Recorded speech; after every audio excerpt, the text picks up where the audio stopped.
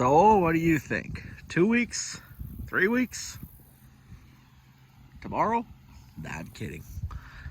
Nah, not a bad looking barley crop.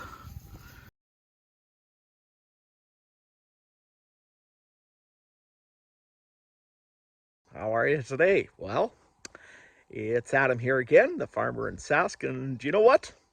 Thought I'd do a quick little video today, just kind of highlighting a few things that we actually updated this summer. This one here is a 1976 Case 1175.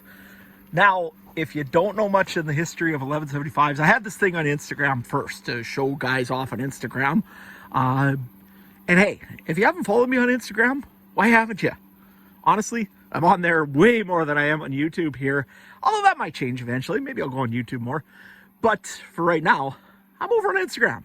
Farmer_in_Sask. Come and see me and yeah, say hi. Anyways, while I'm at it here, this 1175 is a 451 inline 6 engine with the turbocharger on it. So essentially, this is a 1070 with a turbo. It's got 122 horse. Big thing about these tractors that makes them really, really valuable and people really want them is back here. Take a look in here. This is a outer planetary. 1070s have interplanetaries. They have lighter gears. They have lighter sun shafts. They have lighter planetaries. They have lighter crown and pinions. And they had a problem. They used to put a lot of power onto these tractors and they used to pull themselves apart. Well, with the 1175, they put a heavier crown and pinion in this one and they put outer planetaries. And this tractor here is a real beast for workhorse. This is an 8-speed standard transmission in this one. It's got about 7,000 hours on it, so it does have a few hours. And if you got an answer for me on the spacer right here, I don't think that was factory. I think somebody added that from a 4-wheel drive. But overall, this thing is really, really nice. No leaks really on the engine whatsoever. A little bit on the other side, a little bit, not bad.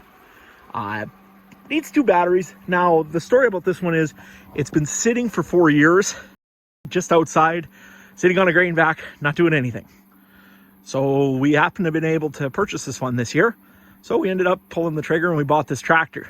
You're gonna see this one lots in the grain auger, namely because our 3294 case is used on the baler. And we wanna make sure we make some bales. Anyway, I'll show you the cab another day here on this one. Remind me to. I'm getting a because again, it's been sitting for 4 years. I went and I put a mouse chlorine bomb inside of this one. Try to get rid of that mouse smell. You don't want to smell that all the time. So that's what we did. But yeah, really excited about this tractor. It's gonna be a pretty good tractor to drive around. Anyways, we're gonna go back to the main thing that I pointed out earlier in the video, that 8010 case. We bought a new straight cut header. So this one here is a 963 MacDon. This is the first MacDon we've ever owned. I've never really wanted a Draper belt straight header, but everybody says that they're the bee's knees when you're cutting. So we're gonna try it and see how it works. This one here has B2000 pickup reel. This one also does have pickup teeth that are just like second to none. This came from a home that, let's face it, it's one of those places where if you see his stuff, you want to buy his stuff. Because it is always, always super, super clean. It got dusty on the road. And otherwise, this thing was polished in his yard. I mean, this thing doesn't have a scratch on it. All the auger teeth are in it.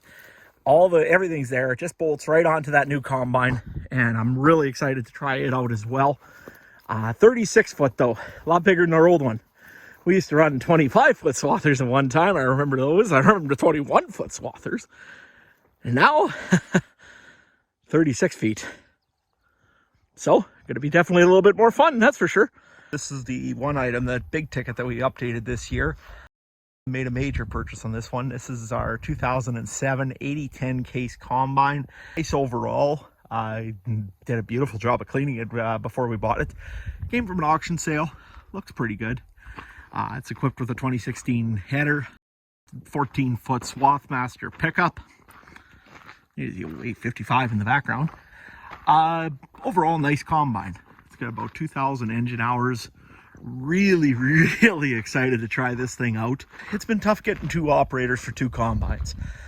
We have the 1680 and the 2388 currently, and just tough to get people to come out, take a look, and help us combine or to run a machine. So we figured, you know what? It's time to update machines. We may as well buy one big combine and run one big one instead of running a few little ones. For those guys that don't know, this is a Class 8 combine. This has got just a little, right around 400 horse, I think a little over 400 with the boost. Way more combine than what we had before. I think the 2388, the biggest, I think is 280. So definitely a bigger combine. This one here has got 900 metrics on the front, 960 32s. So wide tires in the front, and on the back here, not as common on 8010s especially, but this one did have the 28L 26 tires, just kind of a different size. Most of them were the 500s, I believe, if I'm right. If I'm not, you can post it in the comments. I'm sure you will anyway. But this one does have the big tires in the back, which is more common with the newer combines or ones with duals. Overall, though, it has been well kept. If you're wondering why the shield's off on the back here, it's because it happened to break during transport. So that's getting fixed up. I should have it back here fairly soon. I'll show you the cab here shortly. So since I got the big tires on the back and the fairly wide tires in the front, does this make it mini B-spine? Just moved the combine over to my place actually. As you can see here, everything looks pretty nice in here, really. Nice little cab. If you were wondering the hours, which one is it here? I can't remember. There it is. So, got a few hours on it, but overall, very nice and clean. I know I'm gonna really enjoy, I think, the combine itself for a couple reasons. One, great view in it.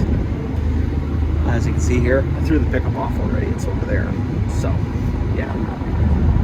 So, there's your pickup. But yeah, lots of room, lots of comfort in this thing. A lot more than I'm used to in my own combine. Not saying that one wasn't very comfortable. The old 2388 was actually a pretty nice combine to drive, but this one's just a little bit nicer. So anyway, I'm going to show you what's up top underneath the engine, and then I call it a video from there. Okay, so we're just on top of the combine right now. Again, 10.3 liter Iveco. I'm used to saying Cummins. Diesel engine in this one. Overall seems to be okay. Changed the oil the other day. Only thing I'm working on now is I'm trying to change up this crankcase ventilation filter. So hopefully, one thing on the 2388 that drove me nuts was that thing right there. It was always full of dirt and dust, and you just couldn't keep that one clean. No matter what you did, it was a pain in the butt. So what we did was we hope that this combine will be a lot better than that for cleanliness, because those filters on the old 2388 used to just plug non-stop. We actually carry two out with us to the field every day, as well as one in it.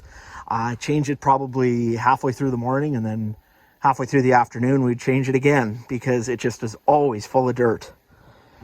Other than that, though, I'm going to miss that roar of the Cummins. I know that. This thing here is not even close to as loud. It does have your hopper extensions. Overall, nice looking combine. So I'm going to leave you here, though, guys. Thanks again for watching and waiting for another video with me talking in it, I guess. Hope you enjoyed. If you did, give me a subscribe. If you don't worry about it either. But hey, thanks for checking out the video, and we hope to see you soon. Talk to you later on. Bye-bye.